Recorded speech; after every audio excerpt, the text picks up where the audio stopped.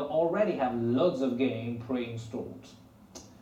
Sounds really nice, but is it really that easy? Let's talk about it. Cloud gaming. Let's bring our studio guest, Mr. James LaLonde, co-founder of Yodo1 Games, a company that helps game developers and market mobile games with their AI powered platform, here based in Beijing. Yes. Thanks, James, for joining us. Thank you for having me.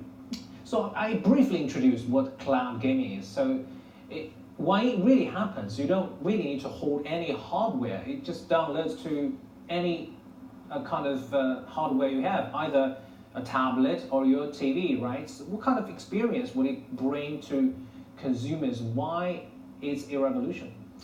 I think it's more of an evolution, actually, but you do have to have a piece of hardware. You do need the controller, and the unique part about their solution is that the controller connects directly with the cloud, and the game is playing in the server in a cloud. You don't see it. It's not on any of your devices in your house or your home or your hotel room or wherever.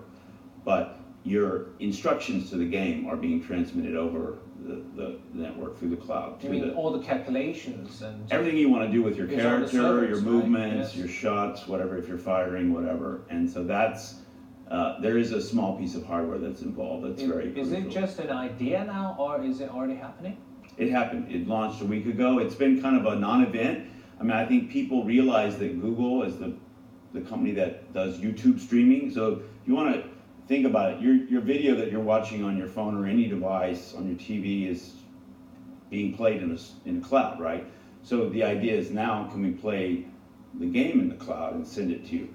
The big issue has been that the level of graphics, because you've had the hardware power right nearby you, that rendering that takes place to make it beautiful, you know, and realistic, that's been the hard part. And there's very few companies that have the experience, the infrastructure and the experience to do it in the way that, you know, say Google has.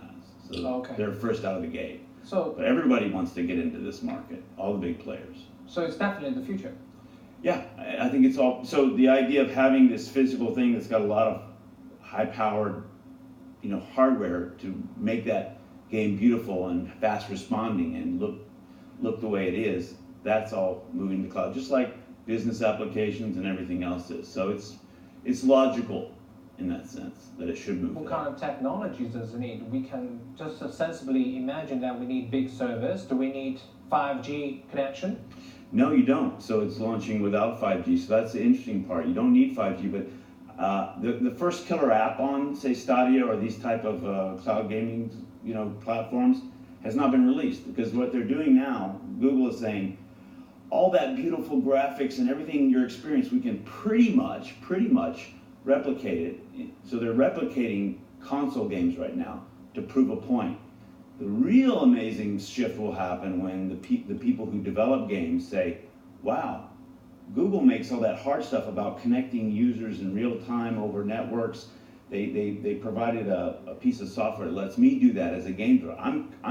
I care about the creative part. Yeah. And the plumbing, if Google provides the plumbing really well to the ecosystem, all the developers, and they can do that hard part, which has been hard, easily, then the creative part comes out and you get some really cool applications that we've never seen before. Yeah. Well, I thought for most of game players, I mean, I'm one of them, you know, the biggest pain is that I have to update my hardware constantly to meet the standards of those graphics, you know. Yeah. And also, I have to buy new games, and I need to even own different consoles to play different games, because those are not compatible on all the platforms. Right. Will those problems be solved when we have cloud gaming? Yeah, and the clearest thing is, you know, you pay to play, and like you are with Netflix or some of the other video services. If you want a whole bunch of games that you can play anytime you want, you can buy those packages very cheaply.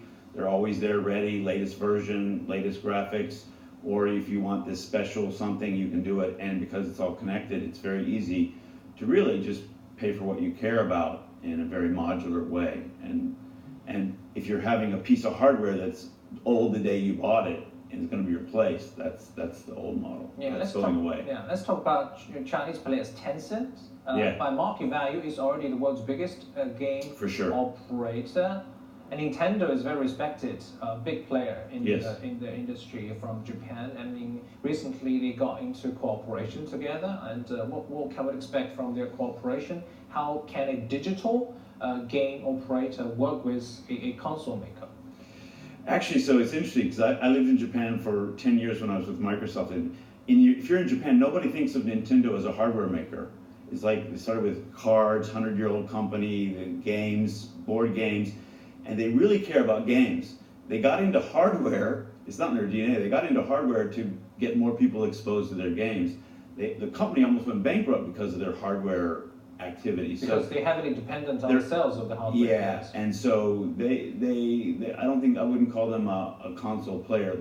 But they need to get their games to more people, and and so it's like a family-run business type culture there versus say Tencent, which is a very they're very smart. They've invested in lots of companies. They own a piece of a lot of really cool. They bought a lot of European. Yes, American, European, and I think it's almost a clash of cultures. I think, but it's interesting. They got help to sell the Nintendo Switch. Yeah. In China. Big news. And a few million units, whatever, and then Nintendo themselves the only famous success story of them working with another partners with Pokemon Go, where they worked with an outside company. Yes. It actually worked. Yeah. But they were very worried about it. So how they, I only hear the Tencent people talking. I don't hear much out of Nintendo. So it'd be interesting to see how those cultures fit. Very briefly before we let you go, will those companies have to join this new trend, cloud gaming? Anyone who's very heavy into PC or console games definitely needs to follow it closely. Mobile, you changed the paradigm, it became the biggest piece of the market. It's not going to be as much affected right away, but those people will be, the next couple of years is going to be really interesting for them.